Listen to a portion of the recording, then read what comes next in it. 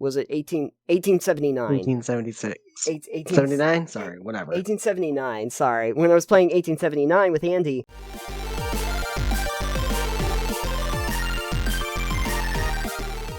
Alex, I have a question from Reddit. A brand new thing. You have a bunch of those. I do. Yeah, that's fine. I wish that this was quite as wacky as the Fighting the Church one. It is not. However, I think it is an important subject that we should discuss. This was posted last week, and the title is, Player is leaving group, now I need to take over 2 characters as DM. Tips, advice, please. Before I even start reading it, run! Do not do this! But at any rate, I'm not going to read it's a very long post, so I'm just going to read the start of it and the reasons. Yeah, if you want to read the whole thing, it'll probably be linked in the description. Yeah, but basically, situation, to paraphrase, basically, one of their players told him out of the blue that he's joining a new D&D group that runs on the same day as our sessions, and he was running 2 characters. He was doing 2 characters, so I didn't have People to deal... do that sometimes. Yep, we've talked about it, actually, on the last show. I wouldn't. Yeah, I know. That's me. Yeah. But so I didn't have to deal with the extra baggage of running an NPC in the party. Still new to DM. Still a new DM. Only DM'd 5 to 6 sessions, each about 4 hours in length. One that went 7.5 hours. That's a chunk. At first, I felt like running a character in addition to all I have to keep track of would be too much. So he took a second character for me. Now I may have to run 2 characters. And he goes on to explain the situation. But basically, he says, now the reasons that I'm here. 1, I need advice for juggling everything I need. 2, while managing these characters that have been irreverently thrust upon me. I don't know if that's the word you were looking for, but yes. And 2, I'm also worried about these characters becoming dreaded DMPCs. And that would be Dungeon Master PCs, basically. Well, if you're going to do the acronym, you got to do Dungeon Master Player Characters. Sorry, Dungeon Master Player Characters. I've had DMPCs before. Yeah. Again, when we played D&D with you. Oh, you had your ranger. And my ranger. And I made him just kind of like a combat ally, someone who could fill a spot to fill out the party, who didn't really have any say in anything the party did. Yeah. And was kind of just quiet. It's like, if you needed someone to make a skill check, a check that none of you had, like, he was that person. Mm-hmm. He was the kind of just shoot a thing. And would just be there as, like, backup. Sure. I think having a character like that's fine as a DM NPC that's part of the party, basically. Not even... He has no agency. I feel like you should just kill the characters off. Well, there's a solution, I guess. I have a slightly less homicidal way of dealing with this. Well, the players are leaving the group. Alright, you don't have to kill them, but, like, hey...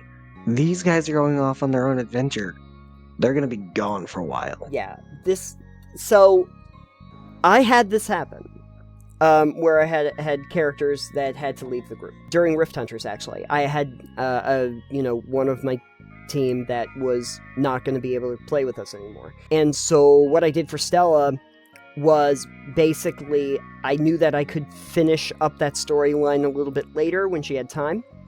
And so I kind of figured out what her exit was going to be. In the meantime, though, basically just had her Pachycephalosaurus that she kept with her run off into the woods, and so she has to, follow after it, and goes off on basically a quest that ends her campaign, and eventually leads her through a dimensional portal, because it was all about rifts and portals and stuff, to a new world to explore.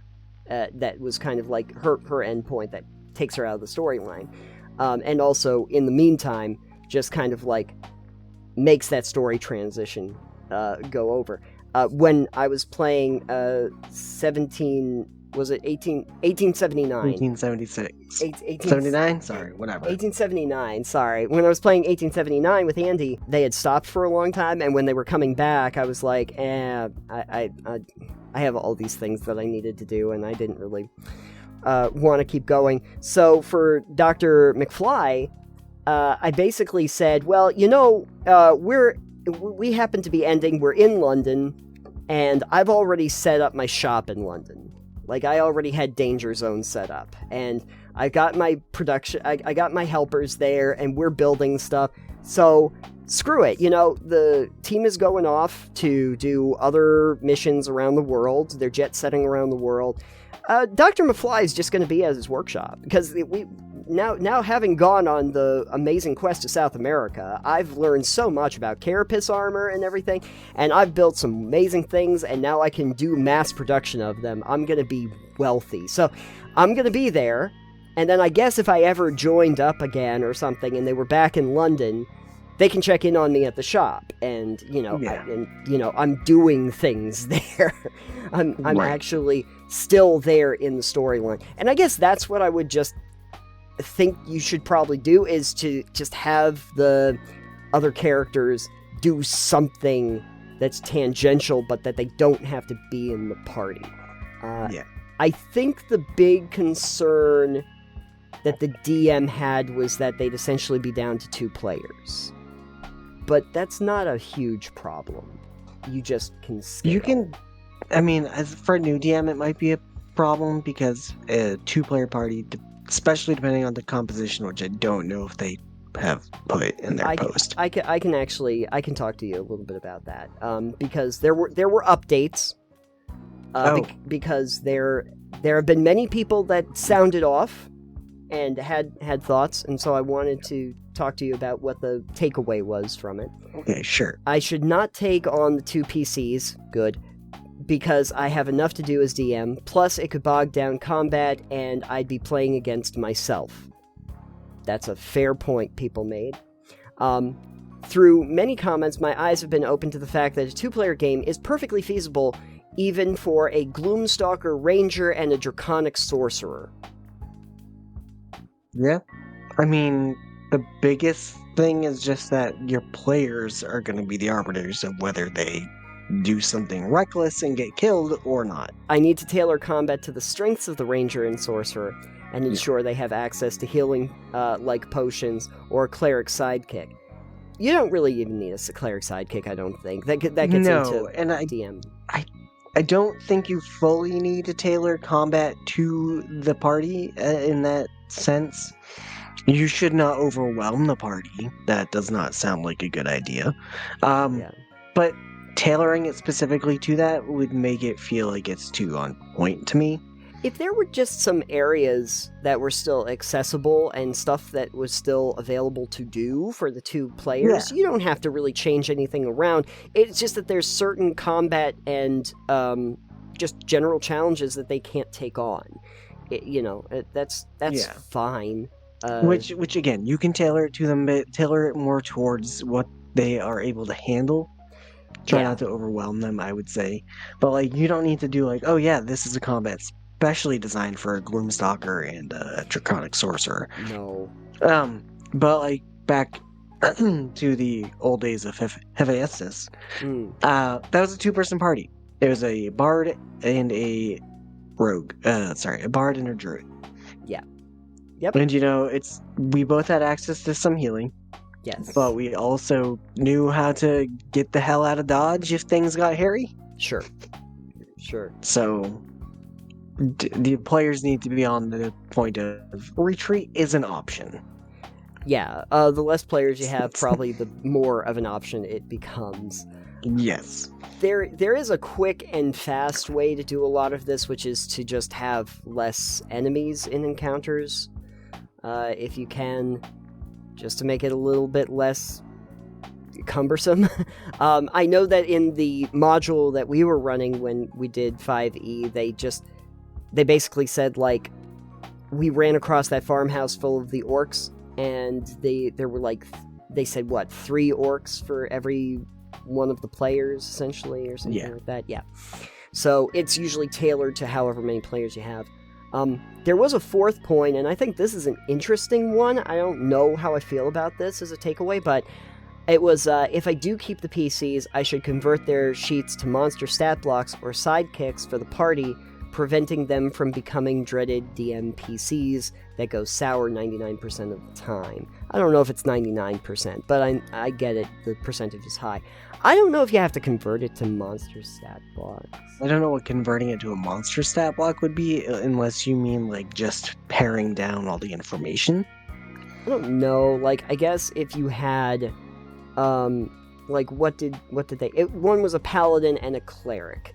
So, I guess maybe if you had a stat block just for a generic cleric, that's a fun thing to say. Generic cleric? That's gotta be a new subclass. I would, even if you wanted to do that, and let's say the players could have sidekicks, because that's the thing they do in 5e, you can have sidekicks, and be like, alright, do each of you want a sidekick? Mm-hmm. Yeah. And divvy them out to the players. If that's what you want to do, you could do that. Yeah, actually, that might actually be a bet. If you don't want to have to go and readjust the entire game world, just giving those two players a sidekick character, because there are sidekick rules in the game, would just pad out your party and, get you back up to essentially 4 players. Sidekicks aren't necessarily as powerful, but, at least it would make it a little bit closer to balanced for what you already had planned, if you had something planned. I don't think you need to take on the PCs. I would advise against doing that anyway. There's enough for DMs to do with all of the NPCs in the game anyway, rather than just... Eventually, like, what happens if the other 2 players leave the group? Are you just going to play all of the characters for the... I'm just playing the game by myself at that point. Just playing it by myself. I created a... It's called writing a book. It's called writing a book, yeah. That's how we play single-player RPGs. It's just being a novelist. This is how all great writers start. They end up doing a one-person D&D session. That sounds about right. Oh, hey, that's how George R.R. Martin got his start. Pretty sure. I gotta check the origin on that. That might be incorrect. I'm not sure. Don't quote me on it. Anyway, I am curious for the folks that are out there, if you have had to deal with players leaving the game, and what you did to solve this little conundrum of balance and storytelling and where you wanted players to go afterward.